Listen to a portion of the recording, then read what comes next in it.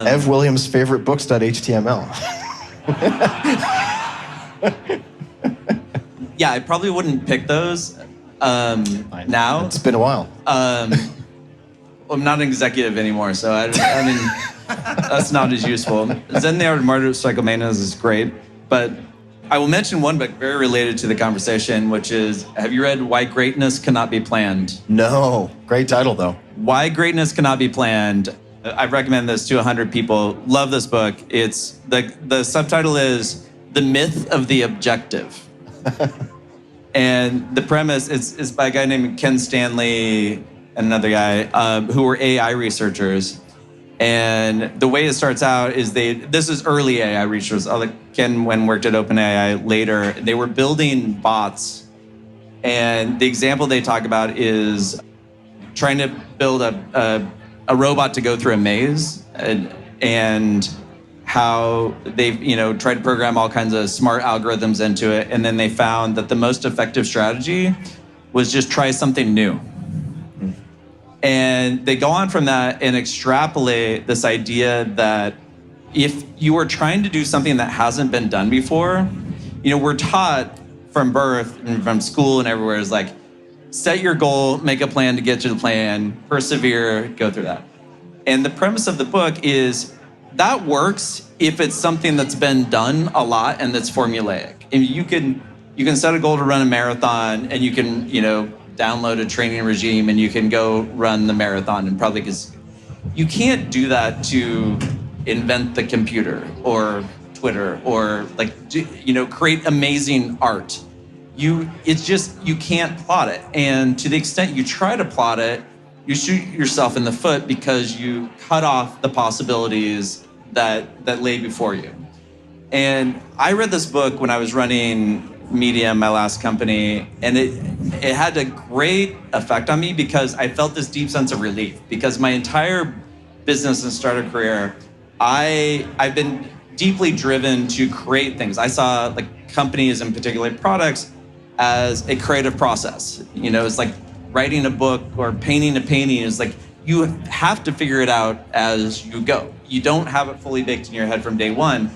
But what I've seen happen a million times, and happened to me, is you have this intuition, you kind of know what it is, you start to develop it, you're like, oh, it's this, not that, let's try this, not that. And you feel your way into what's the best first version of it. If you're lucky and good enough that first version, meets with some success in the world, then, at least in the tech world, employees and investors and business people come in and it's like, okay, where are we going next? What's the plan? What's the roadmap? How are we going to make the numbers go up?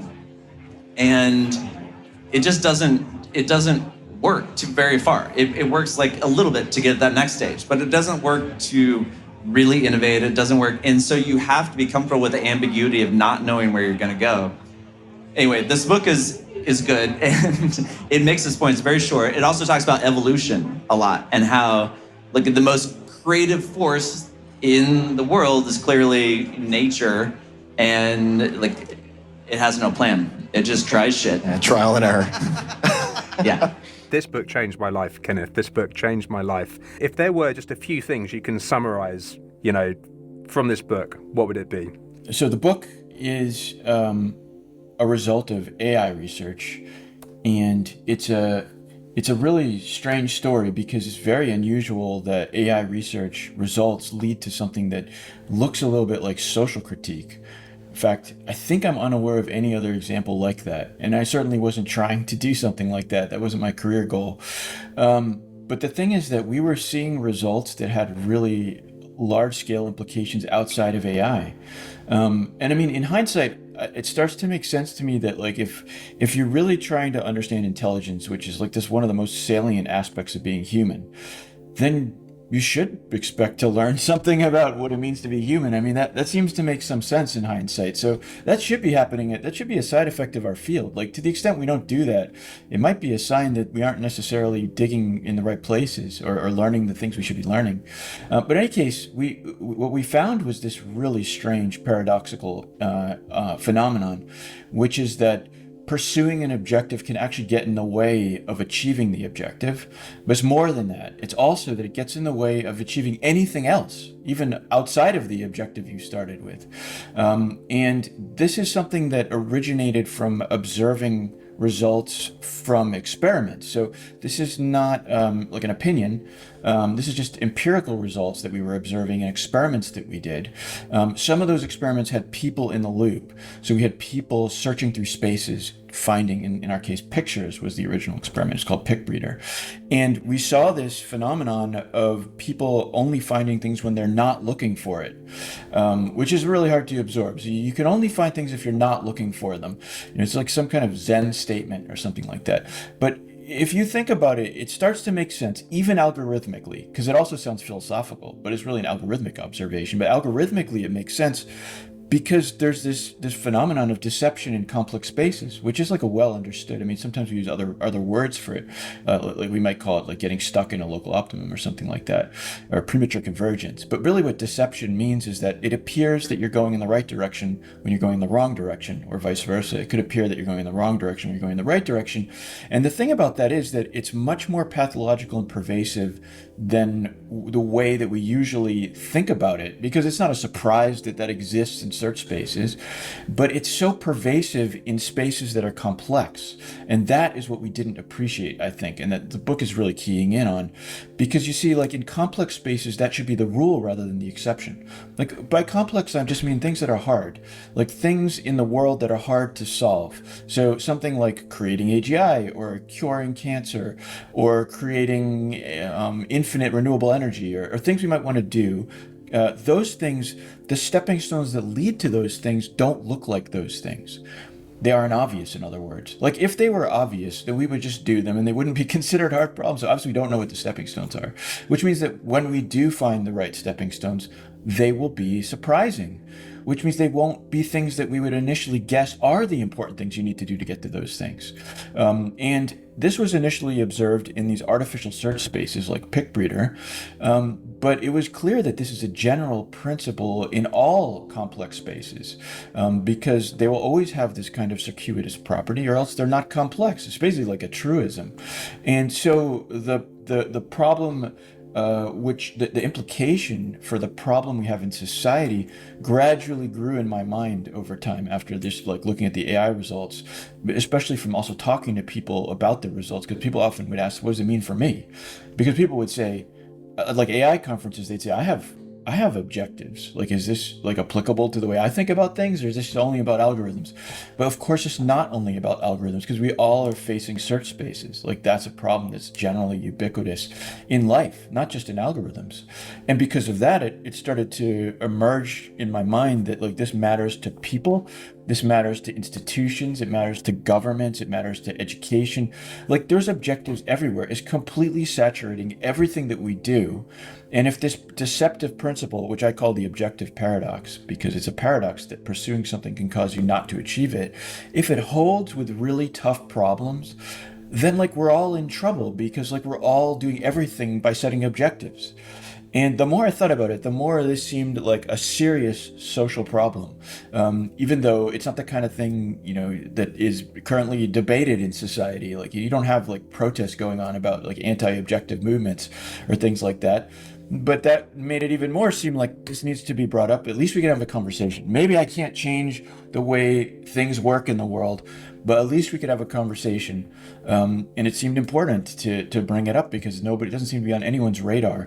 And I mean, just give one concrete example. Like think about like when you apply for science funding, since I know a lot of people who watch this show probably do. They want to know what your deliverables are. That's your objectives. Like, what are you going to achieve? Like, we're already off to a bad start, because that's not how innovative systems work. Innovative systems work by collecting stepping stones and not knowing where you're going, because they're interesting in their own right, because we don't know which ones will lead to what. And already the entire science funding system almost across the world works in the opposite objective paradox way.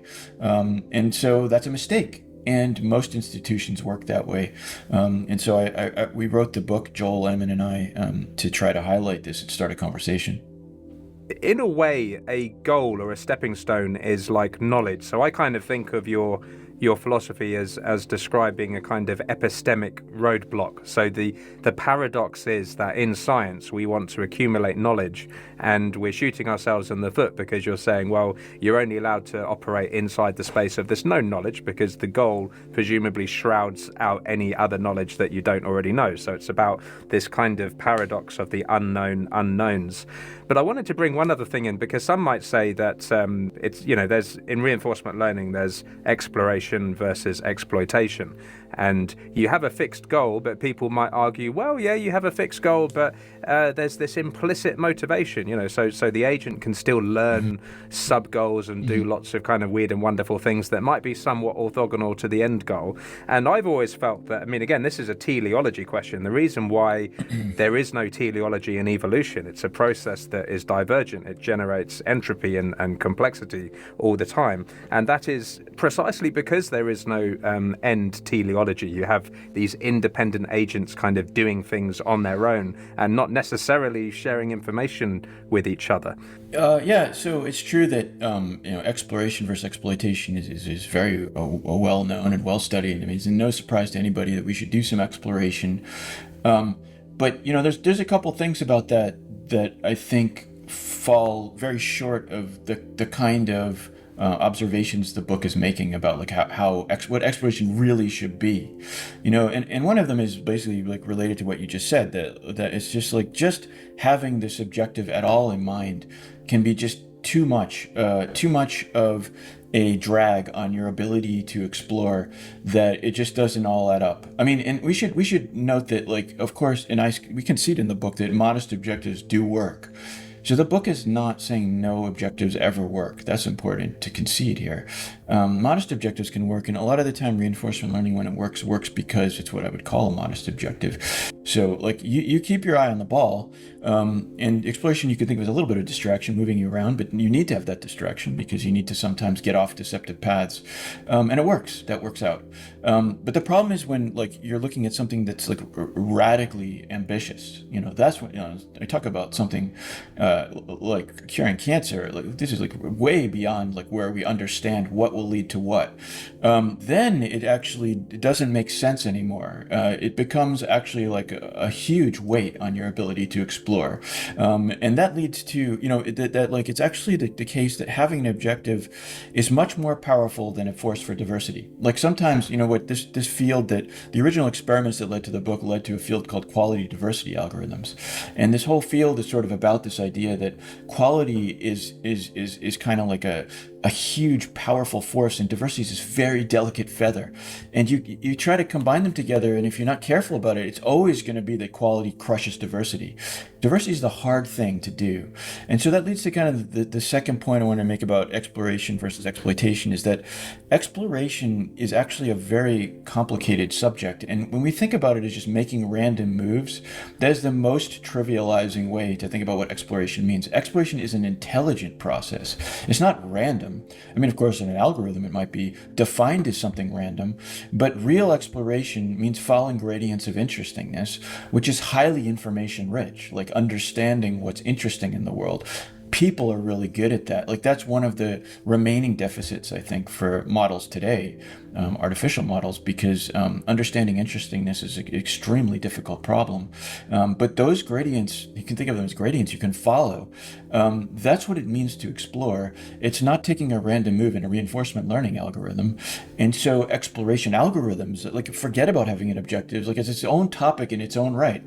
The way to motivate, to represent where you want to go. What does it mean to be interesting? What is novelty? Things like that.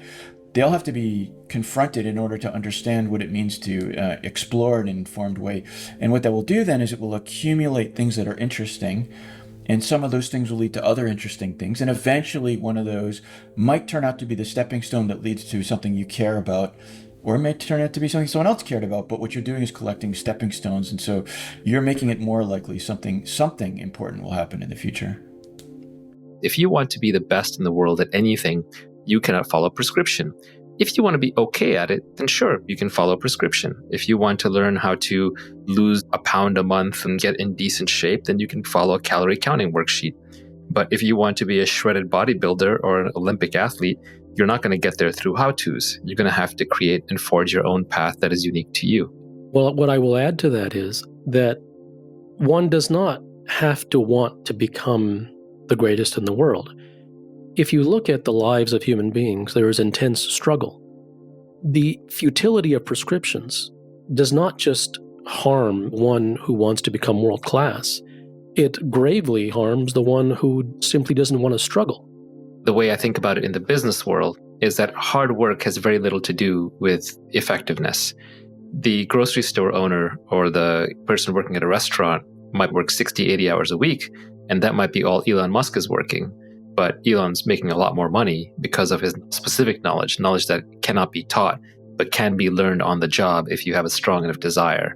Because Elon is doing the right things, he is far more effective in earning power.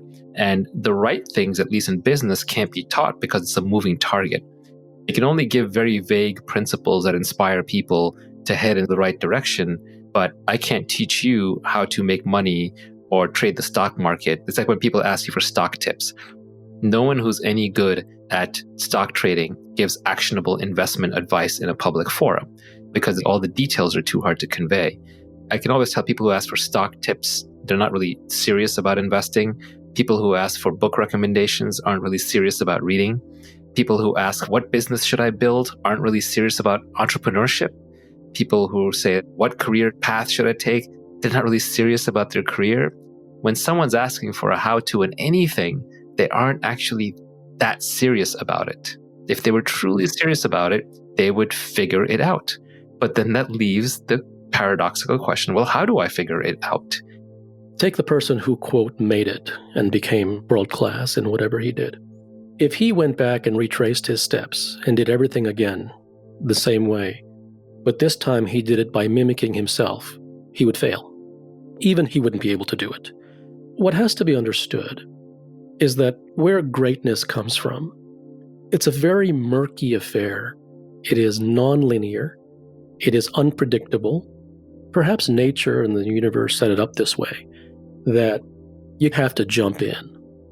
And once you jump in the soup, and you're being bombarded through all sides, and you live in confusion, and you have no idea which way is up, if the obsession is there, then what happens is through some messy process, you find a way. You see light at the end of the tunnel.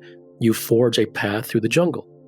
That was not done according to a how. You were flailing the entire time. So there was no how to flail. When you come out through the tunnel and someone asks you how you did it, you have no idea. The thing that's almost laughable is when you ask a great athlete, can you show me how you did that? They won't come on and say, I have no idea. They will provide you with some semblance of an answer, which is a non-answer. They will create the highlights. When the human being who watches that follows the highlights, he misses. And the reason that he misses is because it's all the small things. I can't watch Roger Federer play tennis and swing the racket the same way, nor will any description from him on how to swing the racket get me to swing it the right way. Then we go to intellectual efforts. We start asking Warren Buffett why he invested in a company, and there he can try and create a mental construct as to how he thinks and how he invests in the company. But there are just as many details to Warren Buffett's activities when he decides what to invest in and how he lives his life and how he thinks, as there are to Roger Federer's body running around a tennis court hitting a ball. The details are not transmissible. They're not copyable. You can be inspired to try it yourself, but without that sincerity, that obsession, you won't get there. Not only are the details not transmissible, the details are not even knowable. So Warren and Roger don't even know it themselves. Absolutely not. No great artist knows. The things that you do greatest are the things that you know not how you do them. I would argue that you're not even there when you do them.